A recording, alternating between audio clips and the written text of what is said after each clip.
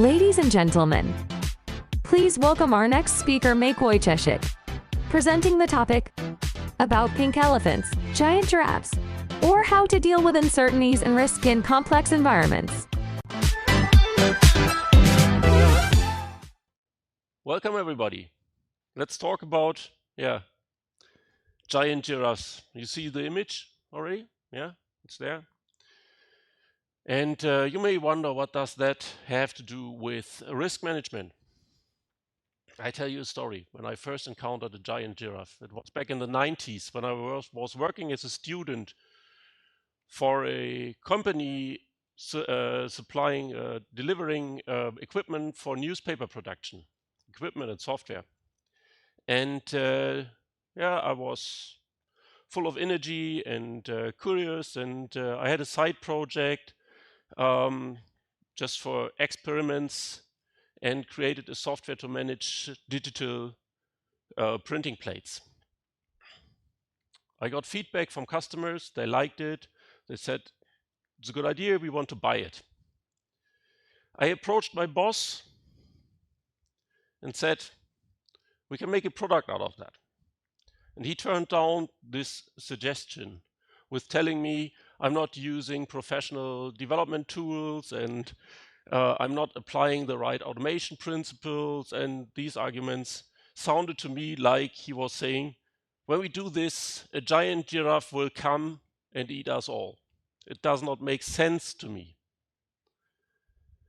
Later, I understood that at that point in time, I challenged his fundamental beliefs he formed during his career, a long career and a successful career.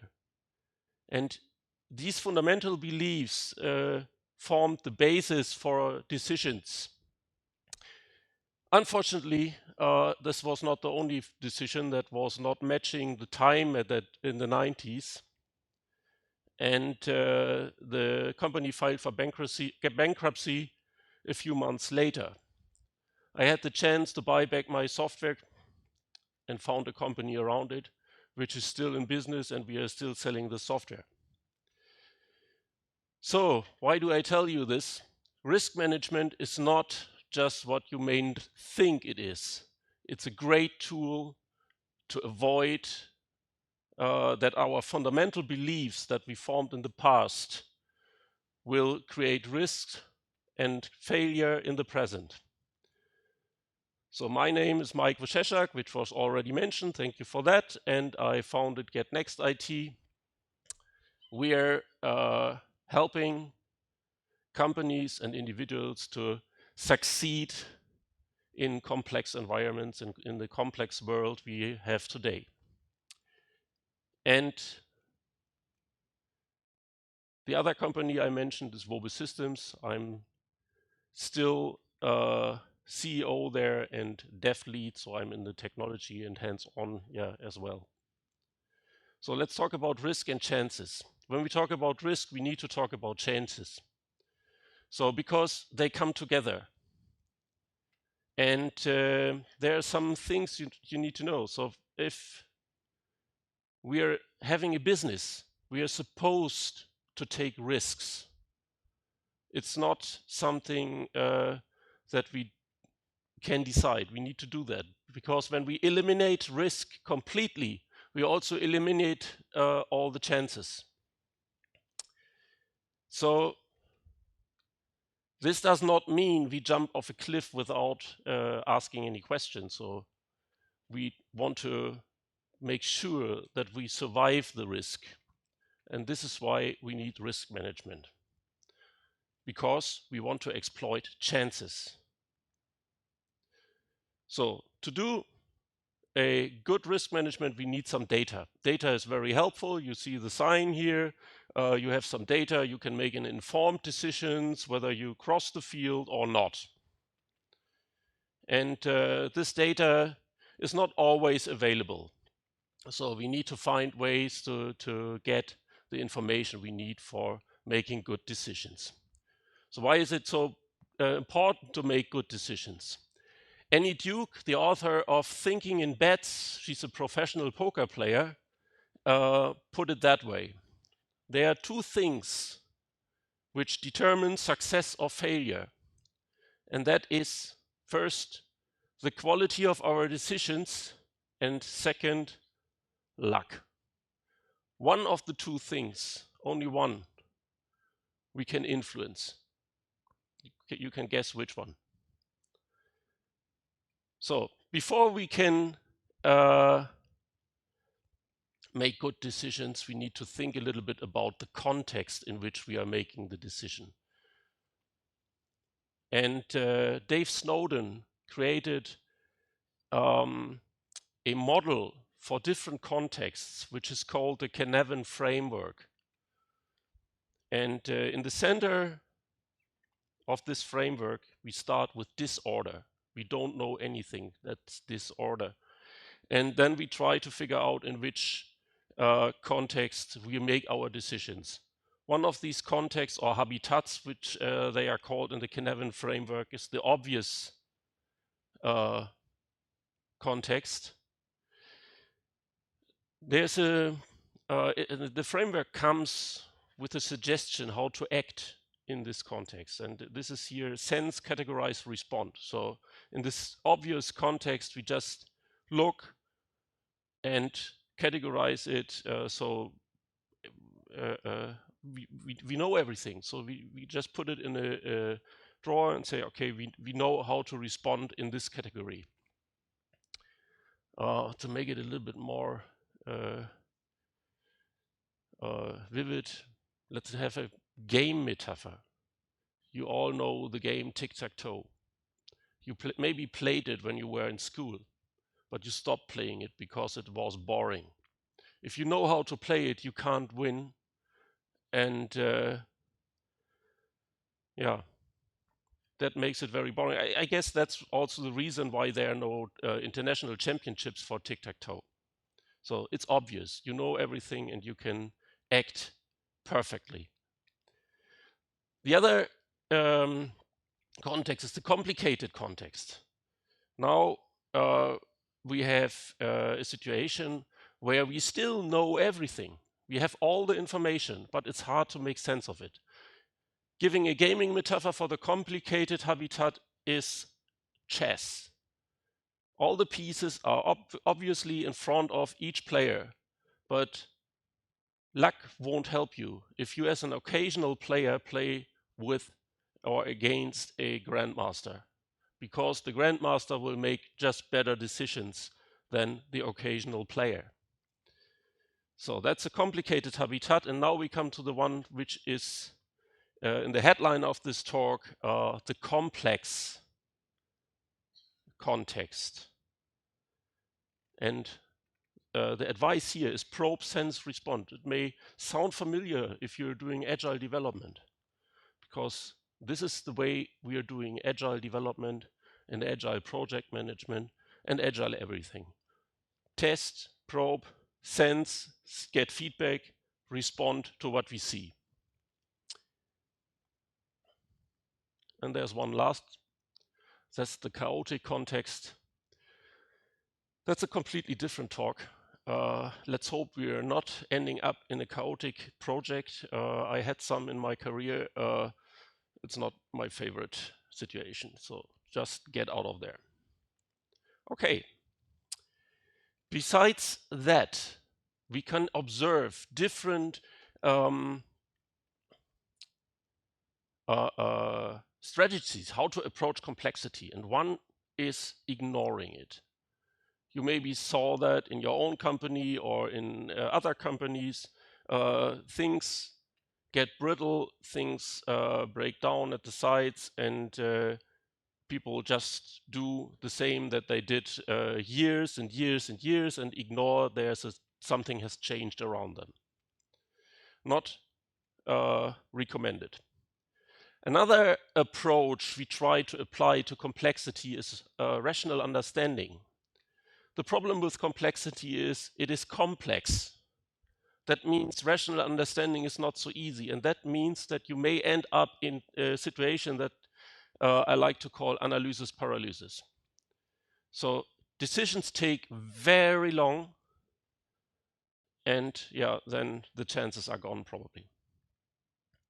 But my favorite approach is simplification. Suppose you are faced with the question, which tool should I buy for my team? Which is the best tool for my team? I saw people facing this question and substituting it with a simpler question, because this question is probably not easy to answer. And they substituted unconsciously the question with the question, what is the cheapest? That is easy to answer, but it's not leading in the right direction. Okay, probably you know all of these things. And the good news is we have a great tool between our ears that is capable of handling complex situations, complex environments. And that's, of course, our brain, because it's capable of pattern recognition. You may know the pattern recognition as gut feeling or intuition. And the intuition is formed in situations where you, in very tough situations in the past, but you can apply them in the present. It has some, it needs some tricks to make good use of the intuition, because it's slow changing, so it does not adapt very fast to new situations. So Daniel Kahneman and put it in his book Noise in great words. I really recommend this book when it comes to expert judgment. So experts judging on based on their experience and give information and advice for decisions. If you ask experts, you wish that the answers are close together. If you ask different experts or the same expert at different times, it should always give for the same question the same answer. But that's not the case. We have biases. Also, experts have biases. That means the answers are systematically removed from the correct answer. Also, we have what Kahneman calls noise. That's, for example, then an expert who had a good breakfast is probably less risk averse than when he's hungry. These things are not predictable. And it leads, combined, to an image here of the red dots that looks like a monkey throwing darts. So it's absolutely probabilistic. And the worst thing is, in real world problems, we don't know the correct answer in complex environments. There's no chance to check if an expert is right or not.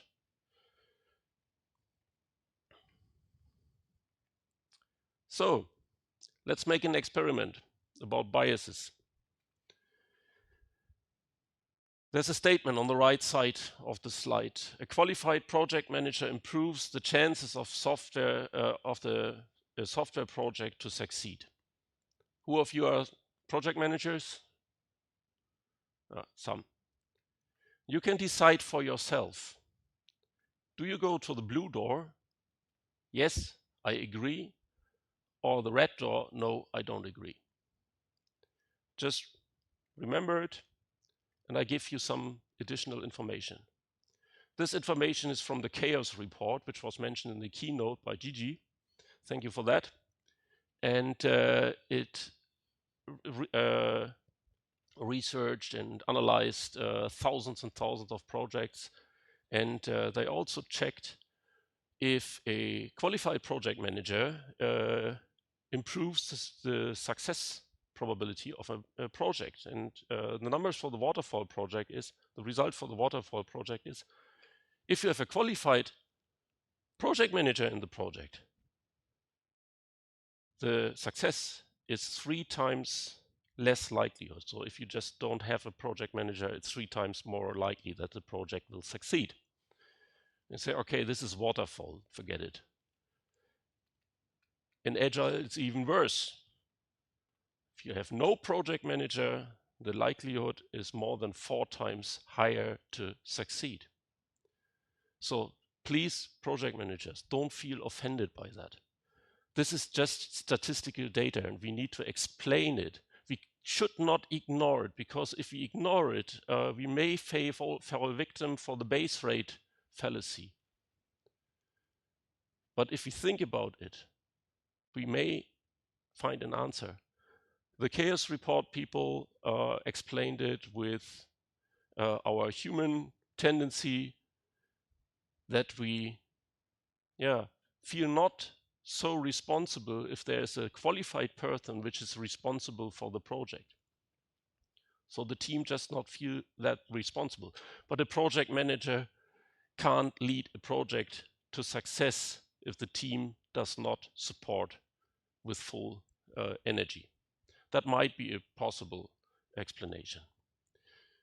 So we have these biases, we have these problems, but anyway, we want to make better decisions. What does that mean? Of course, we need to be better than random.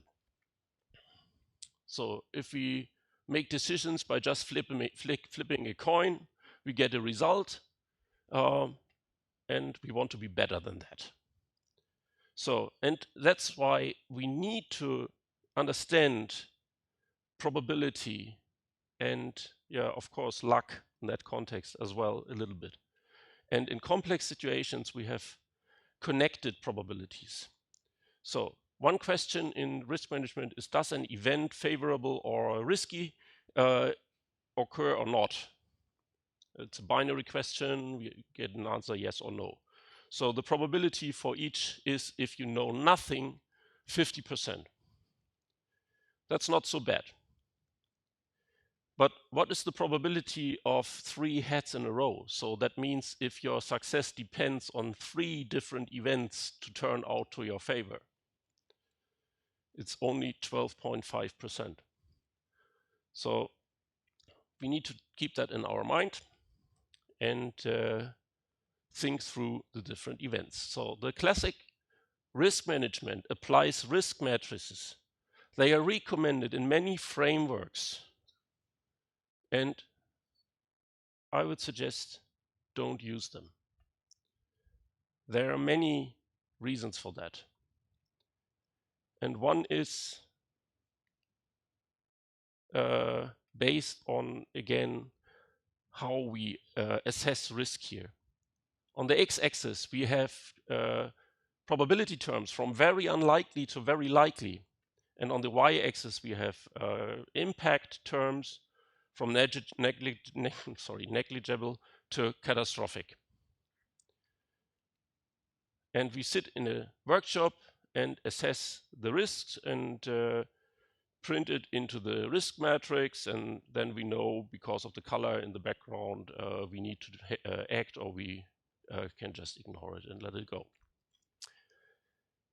But in my workshops, I ask participants frequently, regularly, where do you locate the qualitative risk terms on a scale from 0 to 100. 0 is it will not happen, and 100 is it is certain that it will happen.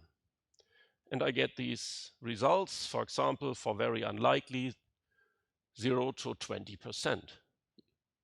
Remember the risk matrix. Very unlikely and catastrophic outcome is on the upper left corner with a yellow field. So we have an event with 20% likelihood and a catastrophic outcome, and we just ignore it.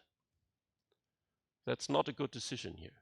And the same is with all the other terms. There's a wide range that differ from person to person. And if you use these terms, it's completely hidden that there is probably something we need to care about.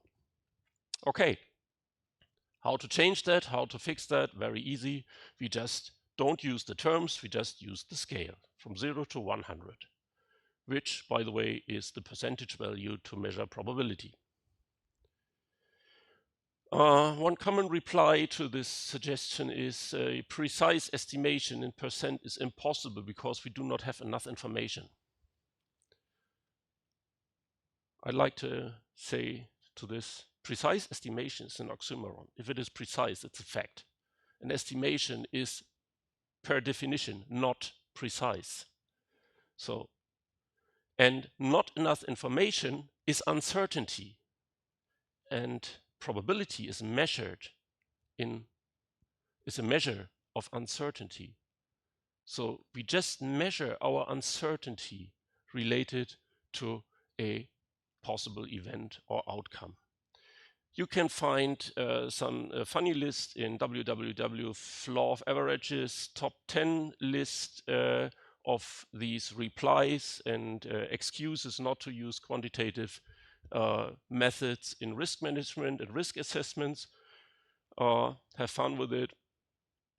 I like it very much. So using probabilities has another tricky aspect. That is that many of us learned in school or in statistic lessons the frequentist definition, which is the relative frequency of the occurrence of the event. But then you need exact data. Otherwise, you need to work with an error, which is very cumbersome in statistics. So we use another definition. That's the Bayesian probability. And the Bayesian probability defines probability as a degree of belief. So we just use the percentage value to express the degree of our belief. You may ask, what did we gain in comparison with the risk matrix? And I say, you have a number. And a number is something you can calculate with. So now the bad word, statistics. I can't avoid it, sorry. When I approach people with the word statistics, sometimes I get the reaction of the person in the on the picture. This is what Sam Savage, the author of The Flaw of Averages, calls a post-traumatic statistics disorder, because hardly many people can remember their statistics lessons as an enjoyable situation. And one reason for that may be that statistics comes with a lot of jargon. Jargon is a special language, a special vocabulary of experts or different professional groups. And it's not really well understandable for outsiders. And another definition I like is unintelligibly muttering, also birdsong. So it all is all related to the problem with statistics jargon or any jargon to communicate. And we need to communicate about our risk assessments. So let's talk about how we approach this problem. Maybe somebody of you know these formulas. I did not when I first saw them. It's the formula, the physics when you're riding a bike. So you all learn to ride a bike without solving the equations, I guess. And what you did is you climbed as a child on the bike and you got feedback, immediate feedback when you did it wrong. So it was sometimes painful. Your parents watched you that you did not hurt you so much. And after a few tries, you just learned it and then you can do it intuitively. So why not approach statistics and probability intuitively? There's a name for it. It's also from the Flaw of Averages. Probability management, intuitive probability management. We need to learn to understand probability and think in probabilities. So the first change in your process, and this is now a practical suggestion, estimate probability from low to high was earlier. Now estimate probability from 0% to 100%. Easy to change. Now let's have a look at the impact terms. They are not comparable, not conclusive, not verifiable, and in my opinion, not useful. It's not a linear, it's not a closed scale, so we need to look at every risk separately. My suggestion is to use money as a scale. If you see this image, probably you get a sting in your chest and say, what? Burning money? It's impossible. And that's a sign that we have an intuitive relationship to money. So everybody of us has almost the same intuition, except you're a millionaire, a billionaire. If you're a billionaire, there is a different relationship, obviously. So it's clear that we can't find a good estimation on point for impact, so how much money it will cost if this event occurs. But what we can do is we can estimate a lower bound. So it will cost at least this amount of money. And we can find an upper bound. It will not cost more than. And we need to make it in a way that we are 90% confident that the real value is within this interval. If so, we can calculate things with it and work with it.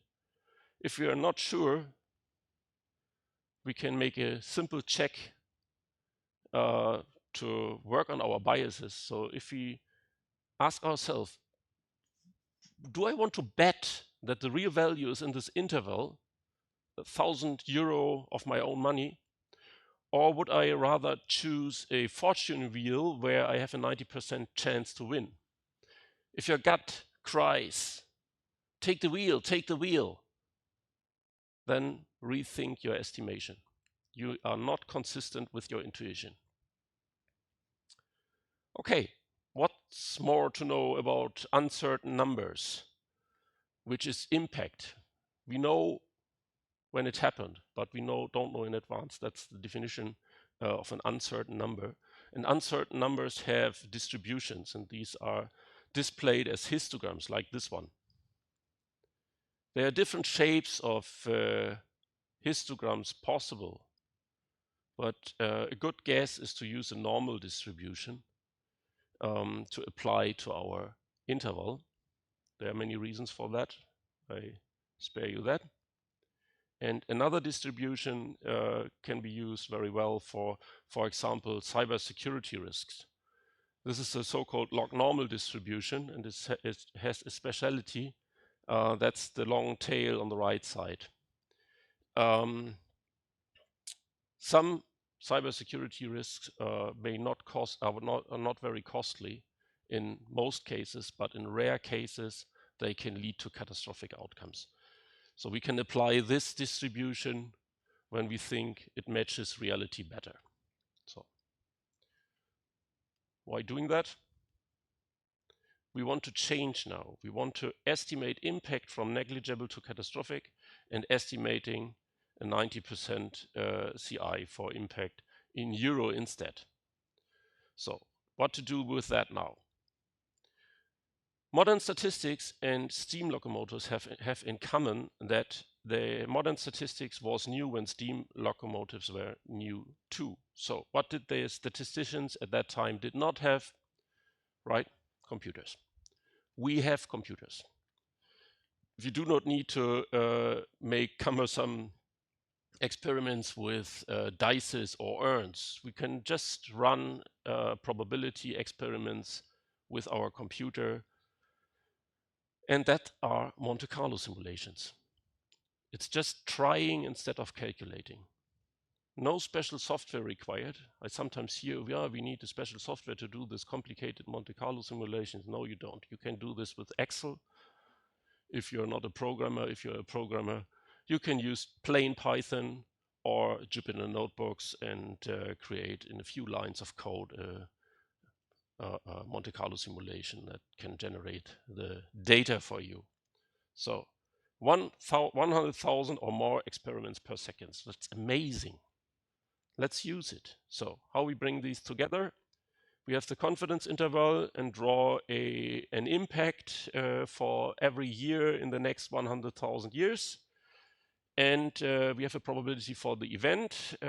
We can easily create a draw with a simple function as well, and do this 100,000 times, collect the data, and then we are able to just count the impact through the different years and calculate a probability for a specific impact. So that looks like this in practice. For example, you just have an Excel sheet with your estimations and probabilities and event descriptions. And when you do a Monte Carlo, you can create a loss exceedance curve. This looks something like that. On the x-axis, you have the impact, and on the y-axis, you have the probability for the impact. So you don't need to look at every event. You just approach your boss with this risk assessment and ask him or her, will you accept that? Is this acceptable for you? That we lose 150,000 euro with a likelihood of 20% in the next year? He may answer yes or not, but you're on the safe side here. So the change we can make here again is show probability instead of a risk matrix was yesterday. Now we create a loss exceedance curve with Monte Carlo simulations. So what then? What's the next step? I tell you something about pink elephants. That's the other animal in the headline. Two persons walking through the forest, and one is always stamping with the foot on the ground.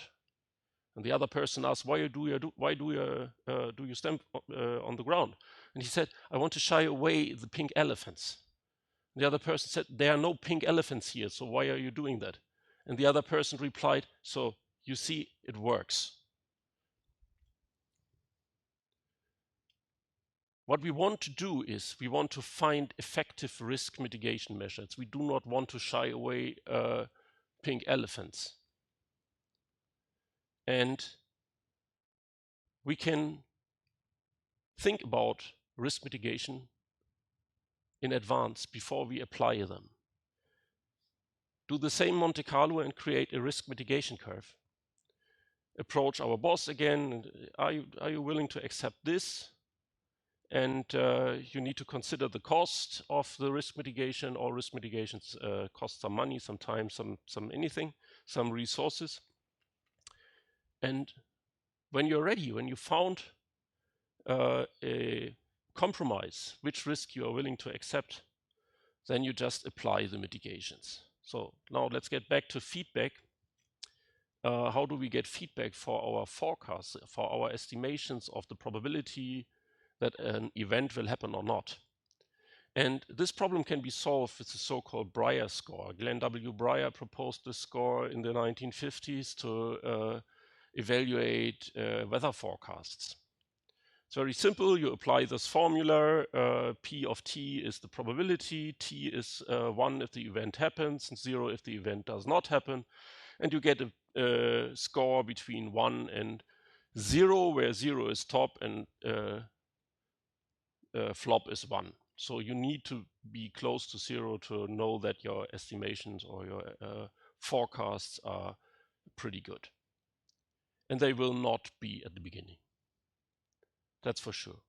But you can get better by just training. So there's a project, the URL is goodjudgment.com, that was initiated by the IARPA. Maybe you heard of DARPA, the Defense Advanced Research Projects Agency. IARPA is an organization which is the intelligence advanced research projects activities. And in this context, a project was started. That's a good judgment project where normal people were tested how good they can forecast world events based on publicly available data. And it turned out that some are very good at it. And these people were called super forecasters. And they were better than the data analysts in intelligence agencies, which were trained and had much more data. And that, of course, raised attention. So they tried to figure out what made these people special. Do they have some extra sense, or is this an X-Files case or something like that? But no, it's not. It turned out they are just applying some practices rigorously and regularly, like finding and using reference classes, finding the right informations. They were information junkies. They wanted to find every information. Every time they find new information, they adjust estimations accordingly. So the risk management is nothing you do at the beginning of the project and then forget it. You have to regularly update your estimations. You can use models, also statistic models, to understand the relationship between different variables. You can use post-mortem analysis to get information from past events to get better at future events. And of course, ask the right question. Do not simplify. Okay, sounds simple. It's a little bit more complicated in practice, but it works. That's it. I have some takeaways for you.